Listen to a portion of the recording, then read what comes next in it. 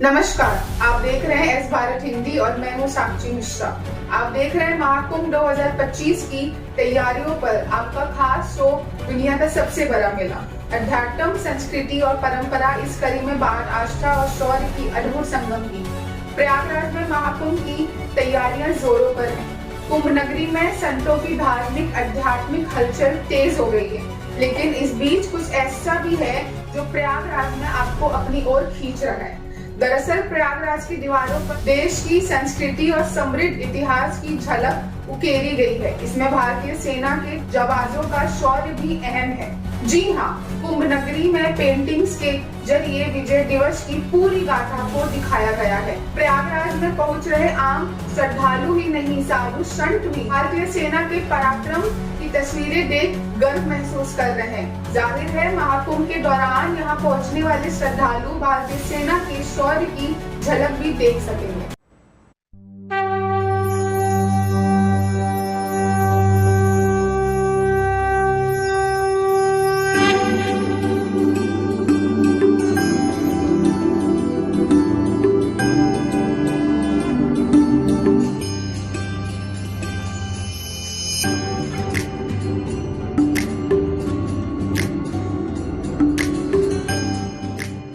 सदियों से जिस संगम में सनातन संस्कारों को गढ़ते देखा है, आस्था के महासमंदर को उमड़ते देखा है, सदियों से संत परंपरा को जीवंत होते देखा है, उसी रेती पर 13 जनवरी से आस्था का सबसे बड़ा महाकुंभ शुरू होने जा रहा है। कहते हैं प्रयाग में सब पावन है। इन शहर में धर्म का मर्म भी है। इस प्रयागराज में मोक्ष की कामना भी है और इस प्राचीन शहर में देवत्व की आराधना भी है।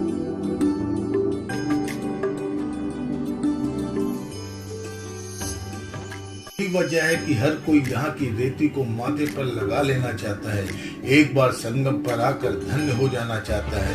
पूर्ण कुंभ में भले अब कुछ दिन शेष हों, लेकिन आस्था के इस महातपस्या के लिए इस शहर का श्रृंगार अद्भुत है। आज ने मानो कुंभ में आने वालों के लिए अपनी बाहें पसार लिए हैं। यहाँ की दीवारें आस्था की कथाओं का गवाह बन रही हैं। इन दीवारों पर अध्यात्म भी है, संस्कृत का गुणगान भी और देश के प्रहरियों का सम्मान भी है।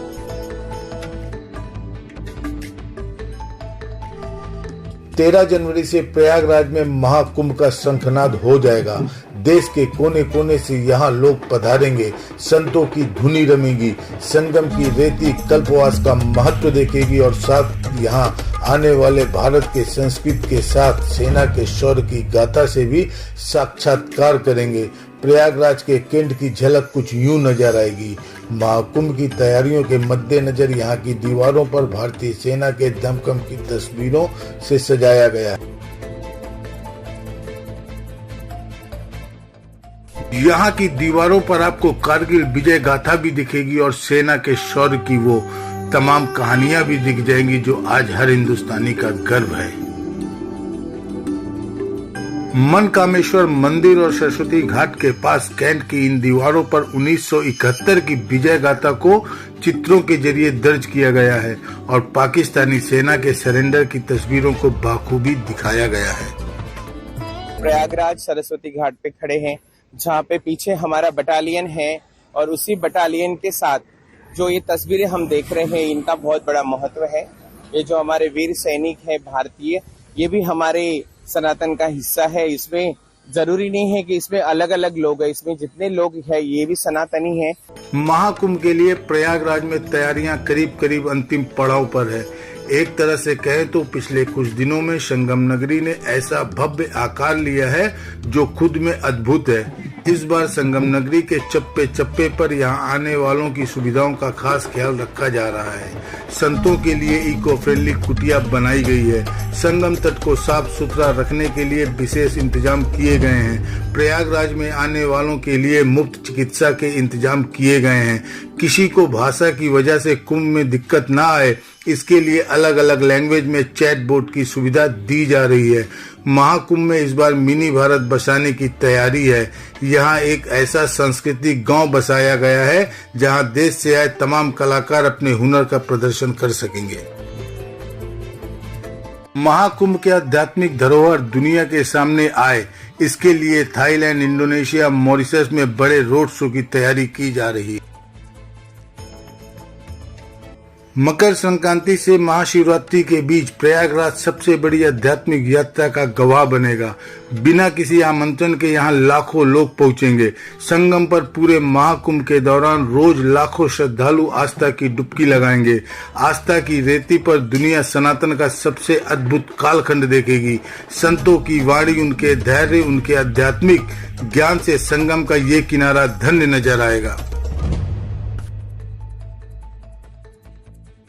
भले ही महाकुंभ के शुभारंभ में दिन बाकी हों, लेकिन प्रयागराज अभी से दुनिया के सबसे विशाल, सबसे दिव्य, सबसे पौराणिक और सबसे अद्भुत आयोजन को जी रहा है। और कुंभ से पहले ही प्रयागराज की आध्यात्मिकता लोगों को संगम तक आने का निमंत्रण दे रही है। प्रयागराज से अश्विनी मिश्रा के साथ bureau report, S Bharat Hindi. 2025 अपने आप में बेहद खास होने वाला है। भव्यता और दिव्यता तो अपनी जगह है ही, लेकिन इस कुंभ में कई ऐसी तकनीक, कई ऐसी चीजें, कई ऐसे इंतजाम नजर आने वाले हैं जो महाकुंभ के इतिहास में पहली बार हो रहे हैं। ऐसा ही एक इंतजाम है सुरक्षा के लिए टेथर ड्रोन का इस्तेमाल। जी हाँ, प्रयागराज के आसमान से ये रक्षक कुंभ क्षेत्र के हर एक कोने कोने पर पैनी नजर रखेगा। इसकी आंखों से देखकर सिक्योरिटी टीम श्रद्धालुओं की सुरक्षा पर कड़ी नजर बनाए रखेंगे। यानी ये टेथर ड्रोन महाकुंभ में पुलिस की तीसरी आंख बनने वाला है।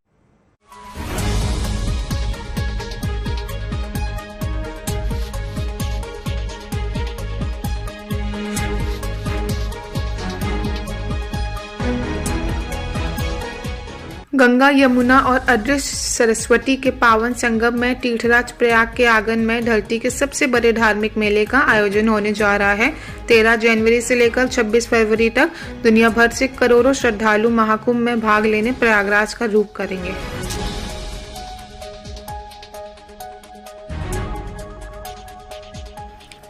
जैसे जैसे महाकुंभ के आरंभ की तारीख नजदीक आ रही है, वैसे वैसे आस्था के दिव्य रंग बिखरते जा रहे हैं। इन रंगों से संगम नगरी की शोभा बढ़ती जा रही है, लेकिन रौनक के साथ ही कुंभ की तैयारियां भी तेज होती जा रही हैं।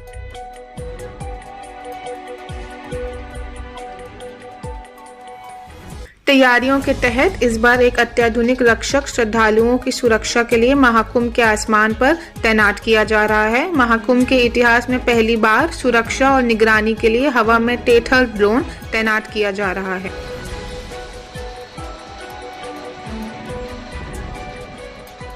हाई रेजोल्यूशन इमेज, वीडियो और सेंसर डेटा करने की अद्भुत क्षमता वाले इस हाई सिक्योरिटी टेथर ड्रोन की नजर से किसी का भी बच पाना नामुमकिन है। ये ड्रोन टेथर ड्रोन है और जिसमें हम पावर सप्लाई ड्रोन को ग्राउंड से ही देते हैं, जिससे ये लॉन्ग ड्यूरेशन तक रन हो पाए, लाइक 8 घंटे, 10 घंटे, 12 घंटे तक। सो बैटरी बेस्ड जो ड्रोन्स होते हैं वो उसका इंडोरेंस कम होता है, इसलिए हम पावर सप्लाई ग्राउंड से देते हैं, जिससे ये लॉन्ग ड्यूरेशन तक चलता है। कुंभ में श्रद्धालुओं की संख्या और मेले के विशाल क्षेत्रफल को देखते हुए इस बार टेथर ड्रोन का इस्तेमाल किया जा रहा है। इस ड्रोन में विशेष प्रकार के कैमरे होते हैं। इन कैमरों को एक बड़ी बैलून के सहारे रस्सी से बांधकर एक निश्चित ऊंचाई पर तैनात किया जाता है। महाकुंभ नगर में इन्हीं ऊंचे टावर पर इंस्टॉल किया जा रहा है। यहीं से पूरा मेला क्षेत्र में नजर रख रहे हैं। खास बात यह है कि इसे एक बार इंस्टॉल करने के बाद बार बार नहीं उतारना पड़ेगा और ये पूरे मेले क्षेत्र पर अपनी पैनी नजर से कई घंटों तक लगातार निगरानी करेंगे। The quality of video is very good, like 4K quality, because it's going through optical fiber cable। 100 metre height पे फ्लाई होगा सर, और एक ही पोजीशंस पे हम रोक के इसको सराउंडिंग्स को मॉनिटर करते हैं। वीडियोज कैप्चर करता है और वो डे और नाइट्स दोनों का तरह का वीडियो कैप्चर कर पाएगा, जिससे हमारा लाइक सराउंडिंग का मूवमेंट का पता चल पाया है। कितना दूर का कैप्चर कर सकते हैं? सो इसका कैप्चर रेडियस है 2.5 से 3 किलोमीटर तक प्रॉपर क्लियरिटी के साथ पे इसलिए कैप्चर कर सकता है। ये ड्रोन ऊंचाई से महाकुंभ नगर के हर छोटी बड़ी गतिविधि को कैप्चर करके सीधे कंट्रोल रूम के मॉनिटर पर डेटा भेजेगा। यूं समझिए इसके जरिए मेले के हर हलचल पर सिक्योरिटी टीम्स की सीधी नजर होगी। यानी महाकुंभ नगर की पुलिस के लिए टेठर ड्रोन तीसरी आंख का काम करेगा। नई दौर के नए कुंभ में भव्य और दिव्य तैयारियों के बीच सुरक्षा का यह हाईटेक इंतजाम इस बार पुलिस का मददगार बनने वाला है। मददगार भी ऐसा जिसके होने से किसी भी अनहोनी को तुरंत भागकर रोका जा सकेगा। प्रयागराज से अश्वनी मिश्रा के साथ मैं Sakshi Mishra, bureau report S Bharat Hindi.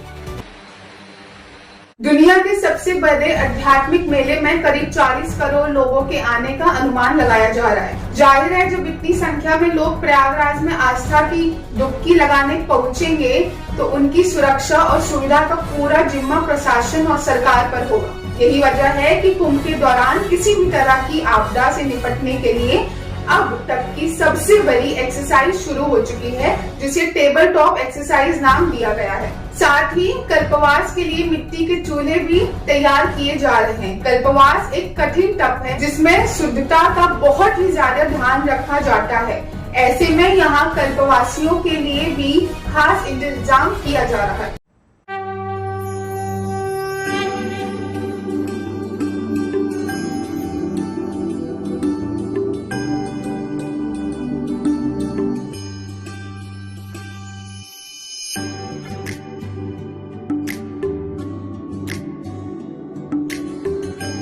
Prayagraj में महाकुंभ के महाआयोजन का काउंटडाउन शुरू हो गया है। महाकुंभ को लेकर तैयारियां कितनी भव्य हैं, उसकी झलक ड्रोन कैमरे से ली गई इन तस्वीरों में दिखाई दे रही है। श्रद्धा ठहरने के लिए टेंट सिटी तैयार है। सुरक्षा और सहयोग के लिए प्रशासन तैयार है और आने जाने के लिए ट्रेन और बसों का इंतजाम भी है ताकि दुनिया के सबसे बड़े आध्यात्मिक मेले में आने वाले करोड़ों श्रद्धालुओं को कोई परेशानी न हो।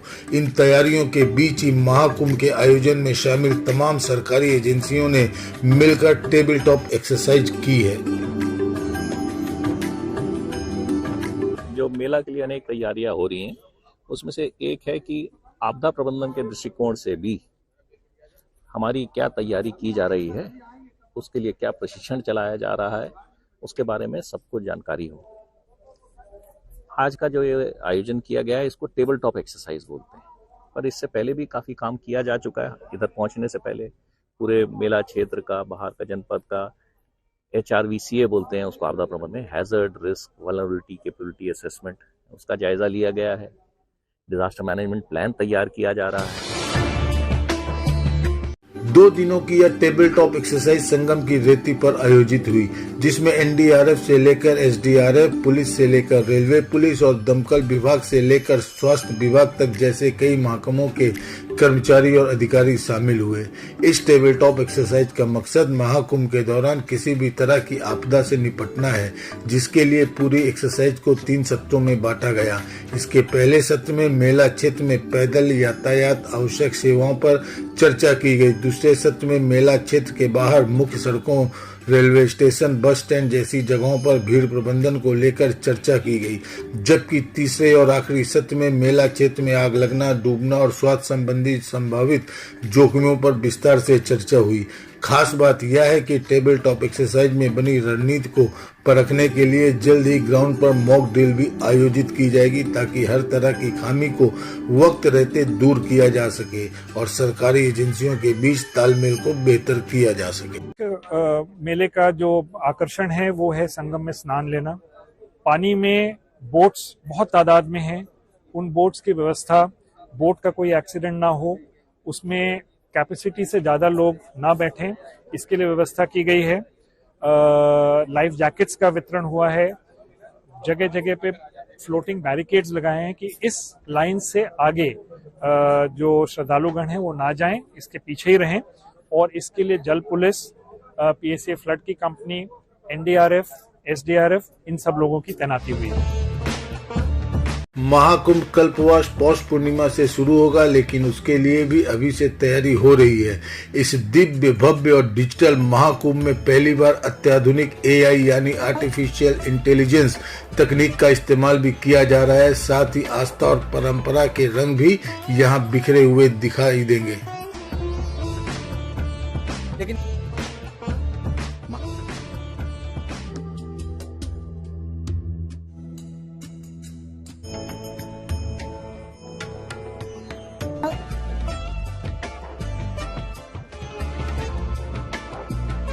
पूर्णिमा से लेकर माघी पूर्णिमा तक संगम के तट पर कल्पवास का तप देखने को मिलेगा, जिसमें शुद्धता का पूरा ध्यान रखा जाता है। कल्पवासी इस 1 महीने की अवधि में मिट्टी के चूल्हे का उपयोग करते हैं और इसी को लेकर महिलाएं गंगा किनारे की मिट्टी और गंगा जल से चूल्हा और उपले सब बनाने में जुटी हुई हैं। रोजगार मिलता है हमें, क्या कहने, बच्चों को नौकरी मिलती है, झाड़ू उसकी सफाई की। और आप लोग चूल्हा बनाती हैं? चूल्हा बनाते हैं हम। उपवास करने वाले अपने नाते रिश्तेदारों के लोग चूल्हे की खरीदारी करने यहाँ पहुँच भी रहे हैं। हमारे परिवार के कुछ लोग कल्पवास करने आएंगे, ठीक है। तो लोगों का ये मानना होता है कि जो कल्पवासी होते हैं, मिट्टी के चूल्हे और मिट्टी का एक बोरसी होता है, उसमें आग जलाने से या मंत्रोच्चार करने से और चूल्हे पर खाना बनाने से यहाँ का वातावरण भी शुद्ध होता है और मन भी शुद्ध रहता है।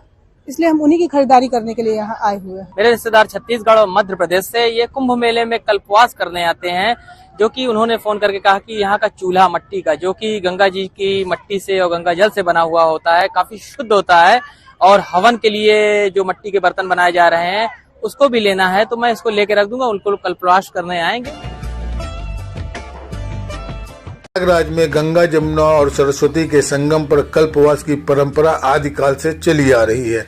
मान्यता है कि यह कल्पवास से ब्रह्म के 1 दिन का पुण्य मिलता है। पौष पूर्णिमा के साथ आरंभ होने वाले कल्पवास में श्रद्धालु संगम के तट पर अपना डेरा जमाते हैं और लगभग 1 महीने तक यहीं रहते हैं। कल्पवास एक बहुत ही कठिन साधना है।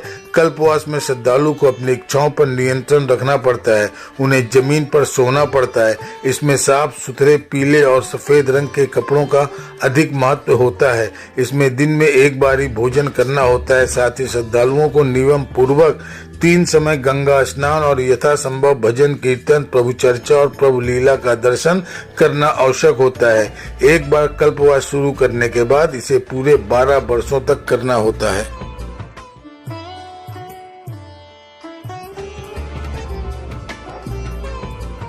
पद्म पुराण के अनुसार कल्पवासी को 21 नियमों का पालन करना चाहिए, जिसमें सत्य बोलना, अहिंसा, इंद्रियों का शमन, दया भाव, ब्रह्मचर्य का पालन समेत कई नियमों का पालन करना होता है।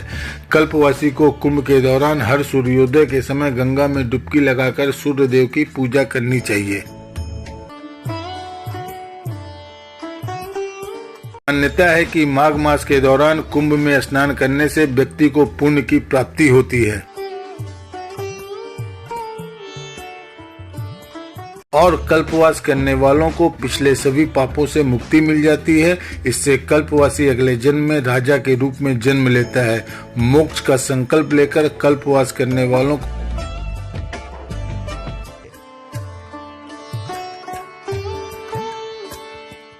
मान्यताओं, परंपराओं और संस्कृति का मेल है कल्पवासियों का ये संगम महाकुंभ, जहां देखने को मिलती है अद्भुत भक्ति, अद्भुत शक्ति, अद्भुत दृश्यों की छटा। प्रयागराज से अश्विनी मिश्रा के साथ bureau report, S Bharat Hindi.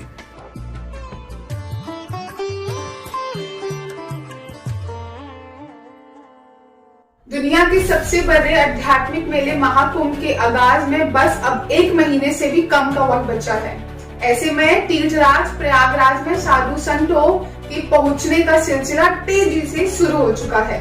अब तक कई साधु सन्यासी संगम की रेती पर धुनी रमाने के लिए पहुंच चुके हैं। इनमें कई बेहद अनोखे और अनूठे बाबा भी हैं, जो अपनी वेशभूषा और संकल्पों से सबको आकर्षित कर रहे हैं। चलिए लेकर चलते हैं आपको महाकुंभ 2025 के अनोखे बाबाओं के संसार में।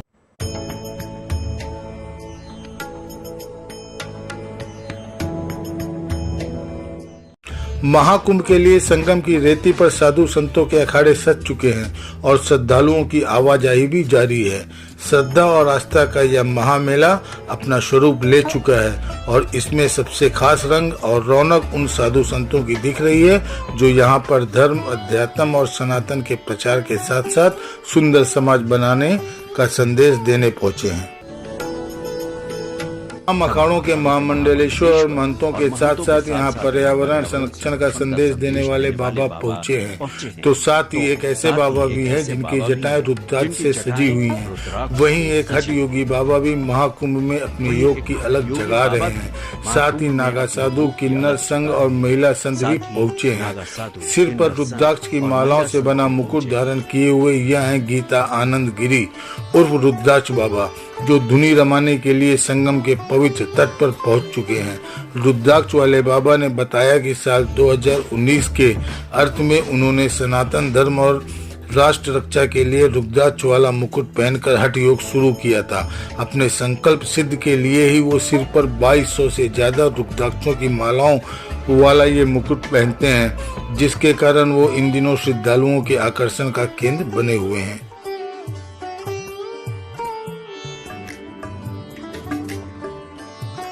ये शंकर भगवान को रुद्राक्ष जो है बहुत प्यारे है।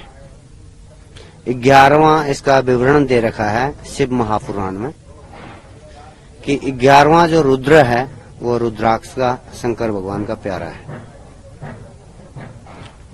मेरा 12 साल की तपस्या है, डेली के 12 घंटे और 12 साल की तपस्या है। आज मेरे को इलाहाबाद अर्धकुंभ से मैंने स्टार्ट करी थी और इलाहाबाद आने वाले अर्धकुंभ में पूर्ण होगी। आज मेरे को 6 साल हो गए। गीतानंद महाराज ही नहीं बल्कि महामंडलेश्वर अरुणगिरी महाराज भी अपने अनूठे पहनावे और संकल्प के कारण चर्चा का केंद्र बने हुए हैं। अरुणगिरी महाराज पायलट बाबा के शिष्य हैं जो हर समय गहने से लदे रहते हैं। 10 तरह की रत्न से जुड़ी कीमती अंगूठियां पहनते हैं, हाथ में सोने के कड़े और बाजू बंद पहनते हैं और चांदी का एक धर्मदंड भी हाथ में रखते हैं। जनवरी महीने के 13 तारीख से दिव्य कुंभ का आयोजन प्रयागराज में हो रहा है। अभी तक आप लोगों ने देखा दुनिया भर से आए साधु संतों का हम लोगों ने आपको दिखाया है। तो अभी हमारे साथ श्री पंचायती महानिर्वाणी अखाड़ा के आचार्य महामंडलेश्वर स्वामी विश्वकानंद महाराज भारती राजगुरु जी हमारे साथ उपस्थित हैं। आइए इस दिव्य कुंभ के विषय में महाराज जी से इस बार महाकुंभ का आयोजन हो रहा है, कैसा लग रहा है और इसकी तैयारियां कैसी हो रही? तैयारियां तो सुनी जा रही है, जैसे टीवी में खबर आ रही है, जैसे हम लोग जान रहे हैं दिव्य भव्य और अनुभूति हो रही है। इच्छा होती है बस दौड़ कर चलो देख तो आओ, लेकिन समय का बोलिए काम का वजह से, लेकिन उम्मीद है जब 23 तारीख जनवरी को मिलेंगे हम लोग तो 8 दिन एक नई अनुभूति, नई ताकत, नई शक्ति लेकर के वापस आएंगे। अनुभूति का आशीर्वाद एक दिन तो बहुत बड़ी बात है। 8 दिन रहना सोच के मन में उद्देश्य रहे किया है 8 दिन, लेकिन 8 दिन कैसे बीत जाएंगे पता नहीं चलेगा। जय श्री राम। हमारे साथ अभी महामंडलेश्वर जी भी हैं, आइए उनसे जानते हैं। महाराज जी सादर प्रणाम। ओम विनायकं ब्रह्म विष्णु महेश्वरा सरस्वती प्रणम्यादो सर्वकार्यार्थ सिद्धये। इस बार महाकुंभ सुनने में आया 144 वर्षों के बाद हो रहा है, ऐसा संजोग आया है। इस महाकुंभ के विषय में आप कुछ प्रकाश डालेंगे? ये जो महाकुंभ है इसके विषय में ये है कि हमारी ज्योतिष गणना के अनुसार ये 12 कुंभों के बाद महाकुंभ, लेकिन इसमें कोई अति विशेष महाकुंभ की वजह से नहीं, इसमें जो सुविधाएं हैं वो सुविधाएं योगी जी ने का। योगी जी ने अयोध्या को भी चमकाया, योगी जी ने बहुत अच्छा करवाया। और अब की बार जो है प्रतिवर्ष कुंभ के मेले में कुछ न कुछ विशेषताएं जुड़ती रही। अब की बार जो है गत कुंभ के बाद तो ये 12 वर्ष गए और 6 वर्ष में अधिक हुआ है। अब की बार अनेक पक्षों की सुविधाओं को विचार में रख करके कई बार समाएंगे में और हर एंगल से जो है कुंभ को हाईलाइट करने का उन्होंने विचार रखा है। तो विशेष यही है कि कुंभ का अपना महत्व तो है ही है, अमृतत्व का महत्व है, कुंभ का महत्व है, हमारी परंपरा का महत्व है, वर्ल्ड का सबसे बड़ा मेला है इसमें महत्व है। लेकिन मोदी जी और योगी जी के कारण जो हम लोग सनातनी लोग हैं, हिंदू लोग हैं, हमको जो है थोड़ा खुला वातावरण, सुविधा, सुरक्षा, सम्मान वो लोग दे रहे हैं। हमारा श्री पंचायत अखाड़ा महानिर्वाणी का जो मेला प्रदेश है वो 2 जनवरी को है। 2 जनवरी से हम वहां पर मेला मानेंगे और हम वहीं रहेंगे। उसी के अंतर्गत 14 का स्नान आएगा, फिर हम वहीं रहेंगे, हमारे लोगों के कार्यक्रम चलते रहेंगे, सत्संग चलते रहेंगे और परोपकार के काम चलते रहेंगे, भजन ध्यान चलता रहेगा। फिर हमारा 29 को और 2 और 3 फरवरी को वहां पर होगा। तो हमारे साथ सत्संग भवन के 2 ट्रस्टी दीपक कृष्णा जी और मुकेश शर्मा जी हैं। आइए उनसे भी जानते हैं इस महाकुंभ के विषय। महाकुंभ का आयोजन हो रहा है और आप लोगों की वहाँ पे शिविर का भी बहुत बड़ा आयोजन रहता है। इस बार आपने शिविर के आयोजन की कुछ बातें अगर आप हमें बता। हम लोग गुरु जी के ही सानिध्य में महानिर्वाणी अखाड़ा में ही अपना कैंप अलग से कुछ नहीं लगता। हम लोग महानिर्वाणी अखाड़ा से जुड़े हुए, हम लोग उसी में ही अपनी सेवाएं प्राप्त देते हैं। गोविंद मठ शिविर, गोविंद मठ शिविर आदित्य जी के सानिध्य में हम लोग उसका वो देते हैं। हम लोग अलग से कोई व्यवस्था नहीं करते। हम लोगों का जो भी है सब कार्यक्रम गुरु जी के सानिध्य में होता है। व्यवस्थाएं सब रहती है, जिस तरीके की व्यवस्था होनी चाहिए वो सब उपलब्ध कराते हैं हम। नमस्कार, जय सर। नमस्कार। इस आपके कैंप में दुनिया भर के हजारों लाखों लोग आते हैं, इनका सेवा करने आप लोग किस तरह से करते हैं और कैसी क्या व्यवस्था रहती है? देखिए, व्यवस्था की तो ये बात है, हमारे महाराष्ट्र द्वारा जो दिए गए मार्ग बताया गया अच्छी से अच्छी व्यवस्था हमारे पास उपलब्ध रहती है। और जहाँ तक मेरा यह मानना है कि भाई कुंभ तो साधारण नहीं होता, स्नान हम रोज ज्यादा करते हैं, लेकिन कुंभ जो होगा लाखों की संख्या में जो संत आते हैं वहां तक, उनकी जो शक्तियां है, उनकी जो पूजा पाठ, उनका स्नान किए के पश्चात हमारे चरणों से स्नान करने का लाभ मिलता है, वो अपने आप में बहुत दिव्य होता है, बहुत अधिक पावरफुल होता है, माना जाता है। तो मेरा बस यही है सबसे अनुग्रह कि अधिक से अधिक संख्या में आए, उनमें लाभ ले, उनको स्नान करें। महामंडलेश्वर अरुणगिरी महाराज को एनवायरमेंट बाबा के नाम से भी जाना जाता है। अरुणगिरी महाराज का दावा है कि वो और उनके अनुयायी अब तक 1 करोड़ से ज्यादा पौधे लगा चुके हैं ताकि लोगों को पर्यावरण के प्रति जागरूक किया जा सके। उन्होंने 2025 के इस महाकुंभ के दौरान भी 51,000 फलदार पौधे बांटने का संकल्प लिया है। 2010 से अभियान चला, करोड़ों पेड़ों से वृक्षों से ज्यादा अब तक हमारे अनुयायी लोगों ने लगाया देश भर में। महाराज जी, कुंभ को लेकर के आपने क्या प्लान किया हुआ है? 51,000 फलदार वृक्ष भक्तों को प्रसाद के रूप में यहाँ भेंट किया जाएगा, ऐसा मेरा संकल्प है। मैं प्रकृति की रक्षा करता हूँ, पेड़ लगाता हूँ, यज्ञ करता हूँ और वृक्षारोपण करता हूँ, कराता हूँ, तो लोग पुकारने लगे, उसी नाम से जाने लगे। संगम की पावन धरा पर नागा साधु संतों के पहुंचने का सिलसिला शुरू हो गया है। पारंपरिक नृत्य और तलवारबाजी करते हुए नागा सन्यासी संगम तट पर पहुंच रहे हैं। और कुंभ पर्व पर जब नागा सन्यासी सभी अपने इष्ट देवताओं के साथ में निकलते हैं तो सूर्य प्रकाश और भैरव प्रकाश आगे आगे चलते हैं, जो कि शक्ति के प्रतीक माने गए हैं। एक भगवती दुर्गा और एक भगवती महाकाली। और एक सूर्य प्रकाश जो है दिन प्रधान देवता हैं, और भैरव प्रकाश जो है वो रात्रि प्रधान देवता है ना। दिन और रात जग करके एक प्रहरी की तरह सनातन धर्म की रक्षा के वो प्रतीक। कुंभ में एक और बाबा हैं जो सबका ध्यान अपनी ओर आकर्षित कर रहे हैं। उन्हीं में से एक हैं उज्जैन के रहने वाले राधेपुरी बाबा, जिन्होंने समाज कल्याण और विश्व में शांति के लिए हठ योग का रास्ता चुना है और पिछले 14 सालों से अपना एक हाथ ऊपर की ओर उठाकर तप कर रहे हैं। अनुष्ठान चल रहा है हमारा जन कल्याण के लिए, विश्व शांति कल्याण के लिए। दर्द हमको क्या होगा, अगर अपने लिए करते तो दर्द होता है, तो परोपकार के लिए। परोपकार में क्या है, सब परमात्मा अच्छा करता है। क्या है, अखाड़ा जो है जब तब का ही है, आज से नहीं जब तब चल रहा है। ये सृष्टि भी जब तब से ही चल रही है, ठीक है। तो ये तप ही है आपका, ये तपस्या चल रही है। महाकुंभ में बाबाओं का अनोखा संसार है। ये बाबा न सिर्फ धर्म, अध्यात्म और ज्ञान की अलग जगाएंगे, बल्कि यह सामाजिक संदेश के साथ भी महाकुंभ 2025 में शिरकत कर रहे हैं।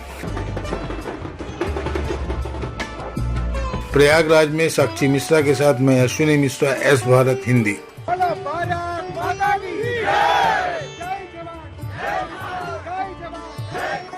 इस खास पेशकश में फिलहाल के लिए बस इतना ही, लेकिन बाकी देश दुनिया की तमाम पॉजिटिव न्यूज के लिए आप बने रहिए एस भारत हिंदी पर।